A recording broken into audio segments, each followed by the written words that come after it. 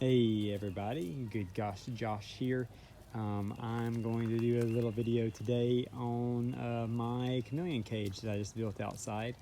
It is, to my knowledge, one of the largest outside chameleon cages in the United States. I know I haven't seen one as big or bigger on YouTube anywhere, so if it's not on YouTube, it doesn't exist, right? But anyways, ours is 4 feet wide by about 32 feet long. Each section is 4 feet, and I believe I have 8 sections, so 8 times 4 is 32. We have a gate to go in it. It stands 7 feet tall. I only have a foot of each pole. They're 8-foot poles. I have a foot in the ground, and then I have 2 feet of concrete below that. And then I have a rebar going from the 2 foot up into the 1 foot, and yeah, so I don't think it's going anywhere. I've also been able to nail it onto the neighbor's fence, onto his poles, which are about 3 feet in the ground. So I don't think it's going anywhere. We currently have 6 chameleons in here. We will have 2 more that we'll be adding. We actually have veiled chameleons and panther chameleons in here. They're all juvenile except one male veiled chameleon. His name is Mr. Wonderful. So he is not messing with any of the females yet because they're still juvenile, and so he's not stressing them out or any of that good stuff. I'll show you up close and personal here in a little bit. Each section, we are prepared to have those magnetic net door things that you can put like on your screen door for the summertime that closes behind you to keep bugs out, but you can still have wind or nice cool breeze come in. But right now we don't think we need that because, like we said, they're all living in peace. Obviously when they get older, we may have to do something like that, but we already think that there's enough vegetation and stuff in here that it keeps them secluded from each other. When they are even on these, you can see there's one here and one here, when they're on the metal mesh hardware cloth. I think it's, I'll show you up close, but it's 48 inches long hardware cloth, and I believe the holes are 1/4 of an inch wide. And anyways, when they're here and here, this pole is there, so they still can't see each other, which is kind of cool. But anyways, yeah, so each section has 3 plants in it. We did hibiscus in each section, a umbrella plant in each section, and a jasmine vine in each section. The plan is obviously these things are going to get bigger. The hibiscus is going to become a bigger bush. The umbrella plant is actually, like, I would consider it a tree. It gets like 6.5, 7 foot tall. And then the jasmine vine is obviously a vine, so we want it to cover the whole back section and then possibly the top. We do eventually want to run vines on the top sections all the way down, but not all the way down to that because we still have to walk in and out of there. So right now we can still walk very nicely in and out.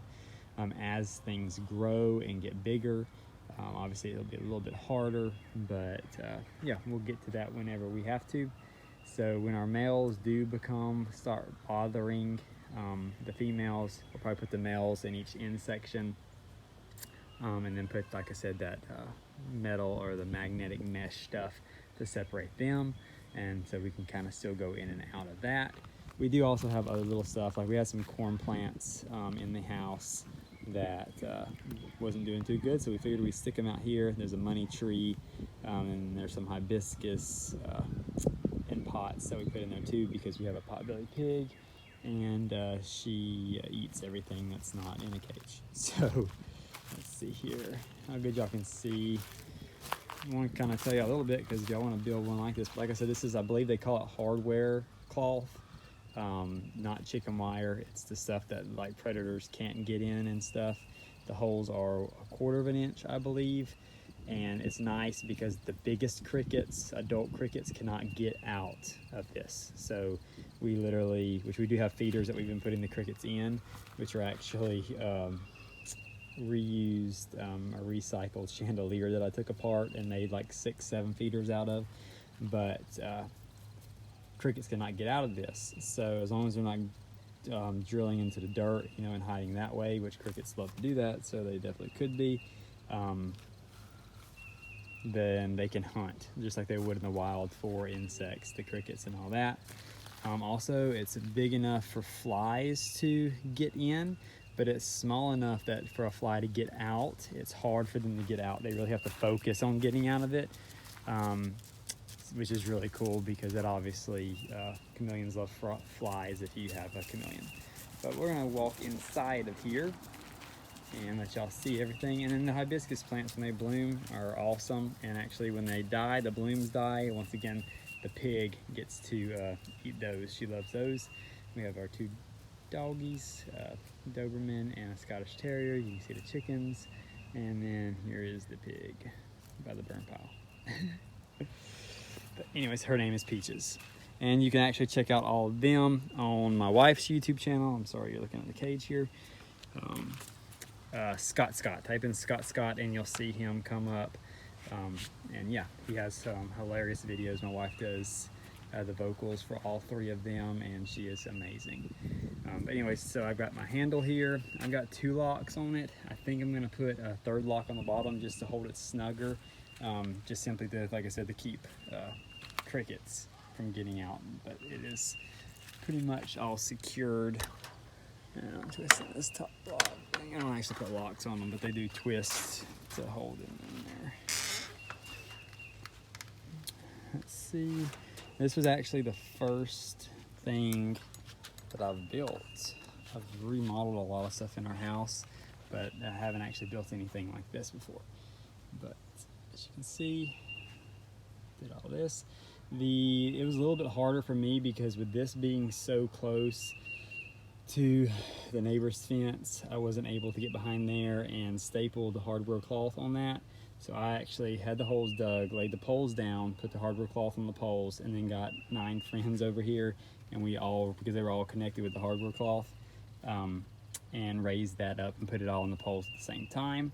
And the nail gun that I got shoots 1-inch staples. I think it's actually for like vinyl siding, but it's a DeWalt one, air compressed, and yeah, it worked perfectly. You have to adjust how hard it shoots because it wants to shoot through the metal cloth if you let it, but you can adjust that and it works perfectly. Let's see if we can find all of them. We have panthers, we have ambelobes, and Simbabas, I believe. Simbabas, something like that. Let me see, there's one of our girls there. She's a nice little pink color to her.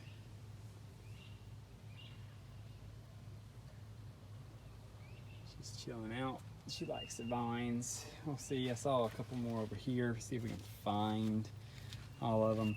But all the plants, the hibiscus, the umbrella tree, and the jasmine vine are all chameleon safe. Obviously, they can eat them. The hibiscus is nice because it puts off flowers that they can also eat. The jasmine puts off flowers that smell like gardenias, which is awesome. And yeah, I'll show you this. Like I said, this is a piece of a chandelier that I repurposed. And it actually drains out the bottom of that. I snatched where the wire was going out, so the water comes out and goes out, and so it drains itself, which is really cool. Let's see, here's another. Like I said, I don't remember which one is which, if that's the Simbaba or the ambelope. Comment down below if you know. I know 2 of them are the pink ones like that, and then the other one is right here, and she's more of a brown color, but she has her nice little bit of blue in there too. See, and then there's the male veiled. He actually lost his tail when he was a little kid, a little reptile. Some type of bacteria infection, but he is about 3 years old now, and he has never skipped a beat. He's actually the dad to her, and there she is, I found her. That is Fiona. She's a veiled as well. Like I said, all of them are juveniles except for him. He's beautiful, he's shedding as you can see.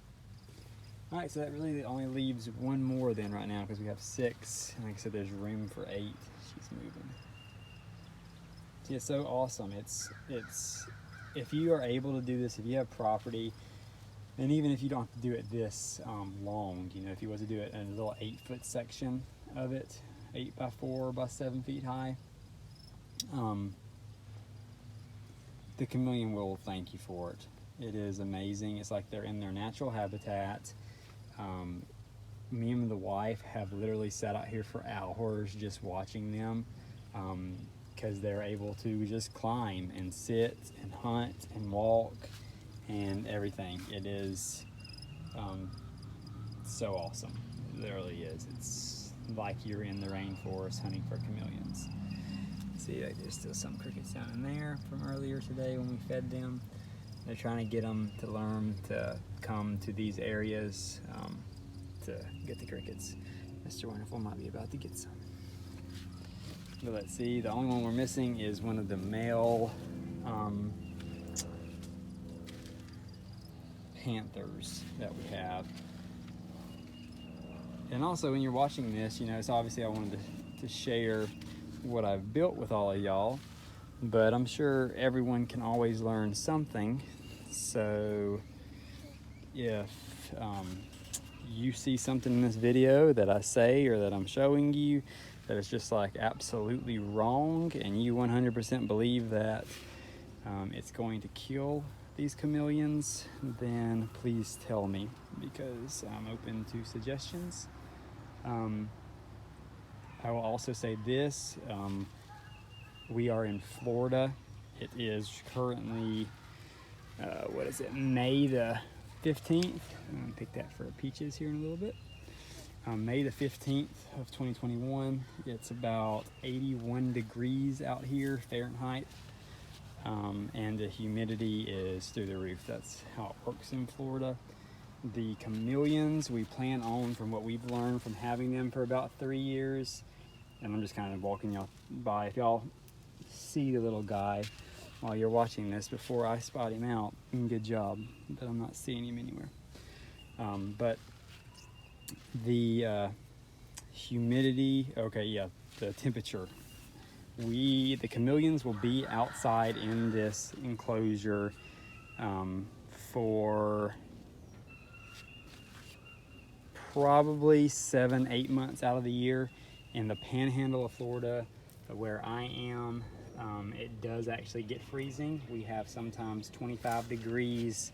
A couple years back, we actually had 18 degrees, and it made a snowstorm and like shut down everything for like 5 days, or it was actually an ice storm. I found him. And so they will be outside. If the temperature drops below 50, we will then take them and put them back inside the cages in the shop that we have for them, with their heat lamps, obviously. Yeah, so this is gonna make caring for them for probably April, May, June, July, August, September, October, for, like I said, 7 months. We might try to squeeze 8 months if we can. Then the other times when it's below 50, we will put them in the shop. Here's this little guy.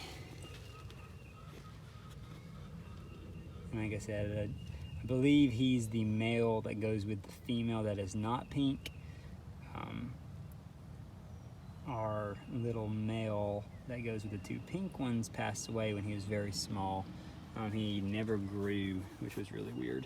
But anyways, so that is a very quick little video of our chameleon enclosure, outside chameleon enclosure in Florida, that I believe is one of the largest, if not the largest, outdoor enclosure in America, if not the world. I'm sure zoos probably have. Look at her, she's climbing the corn plant. So yeah, comment down below. Let me know how you like this. She's actually struggling. Things that you would change if it was yours.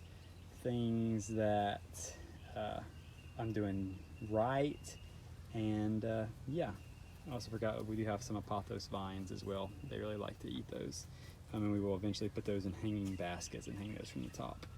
But you can tell that she's still a juvenile because Mr. Wonderful is not bothering her. if she was not a juvenile, he would be running down there to find her right now and to try to mate her. But Peaches said, I think you have something for me, buddy. You are right, Peaches. Like I said, you got to go check out the videos on my wife's page. Scott is the name of the channel. And yeah, it is a lot of fun. Peaches just posted her video about her weight loss journey. So she's been on a diet. And she said thank you. She loves hibiscus flowers. Good girl, Peach Beach. So thanks for watching, everybody.